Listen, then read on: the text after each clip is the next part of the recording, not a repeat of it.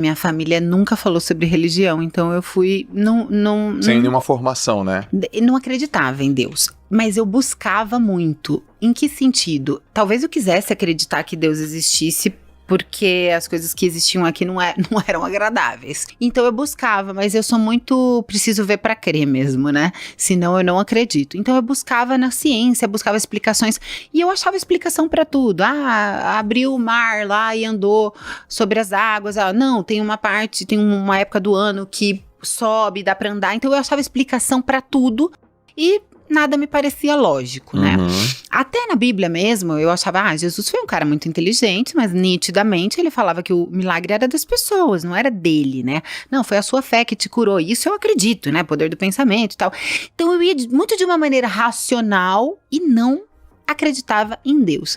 Eu acreditava que existia uma lei do causa e efeito, eu desejo bem, volto bem, tal, mas uma coisa meio...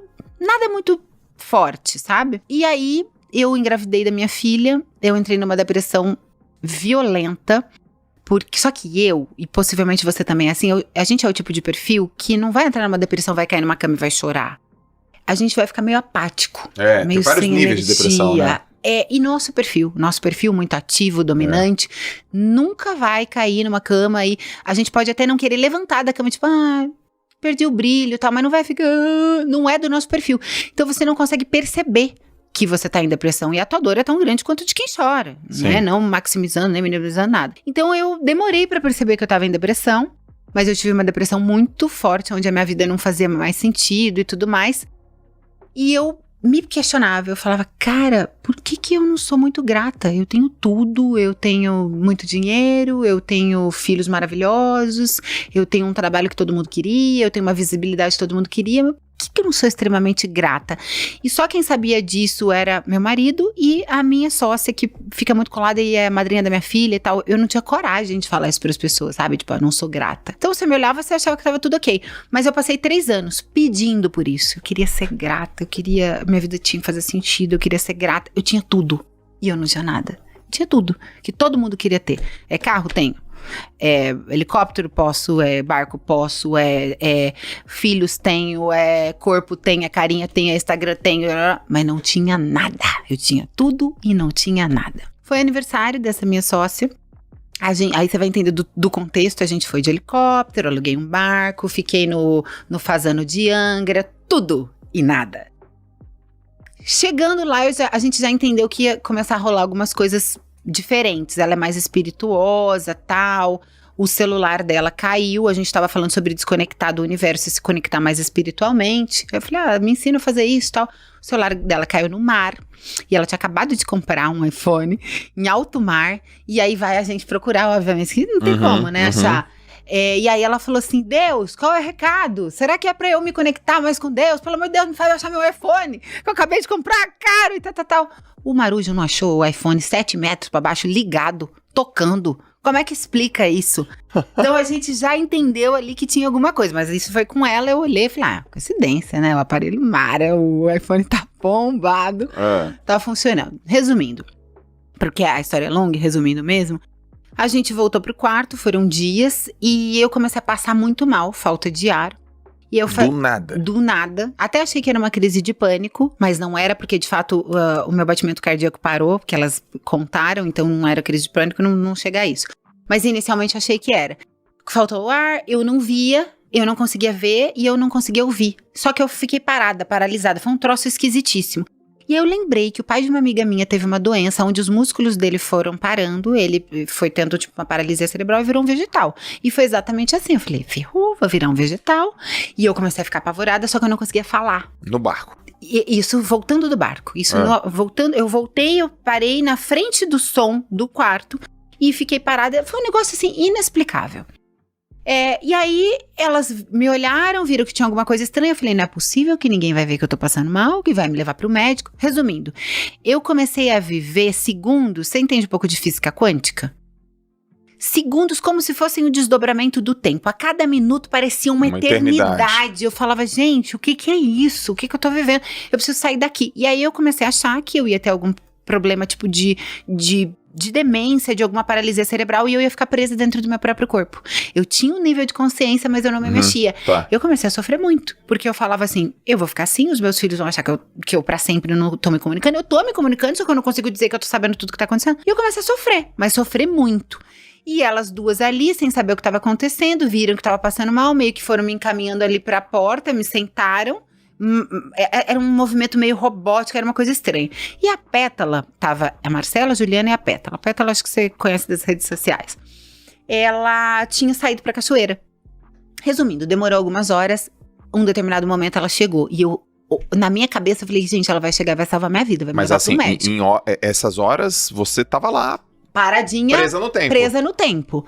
E ali, na vida real, devia ter passado umas 2 horas. E aí eu me perguntava, não é possível que essas meninas achem que eu tô normal e elas não estão me levando pro médico. Quando a Pétala chegou, eu estava sentada ali, parada na porta, de porta aberta.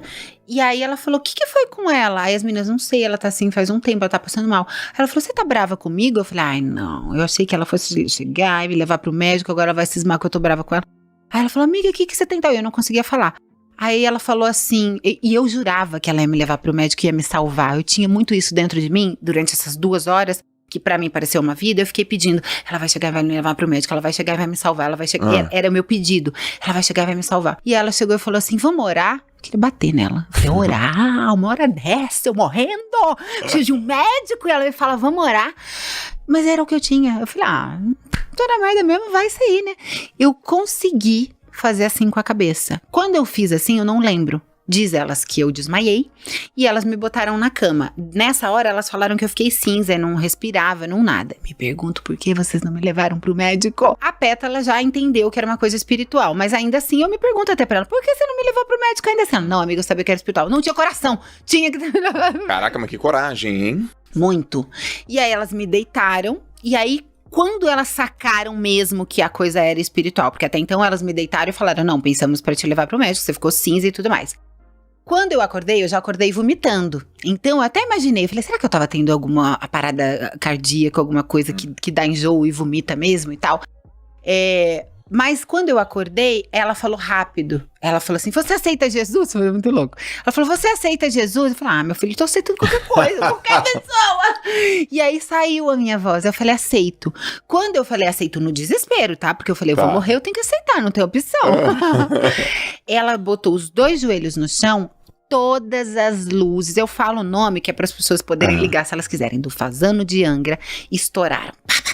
Fez tuf, foi um apagão assim, vrum. Na hora que ela falou, você aceita Jesus, pra mim teria que ser algo físico. Aí elas gritaram, porque foi um susto, né? Aí eu falei, não, eu acho que o tal de Jesus deve acontecer, deve existir mesmo.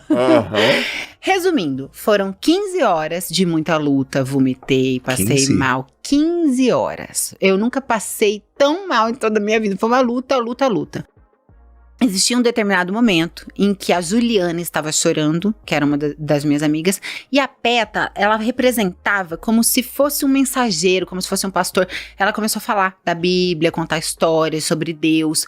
E ela colocou uma música da Isadora pra trocar na playlist. Eu não escutava música evangélica, nunca na vida. Eu achava extremamente cafona, hoje eu não escuto outra coisa.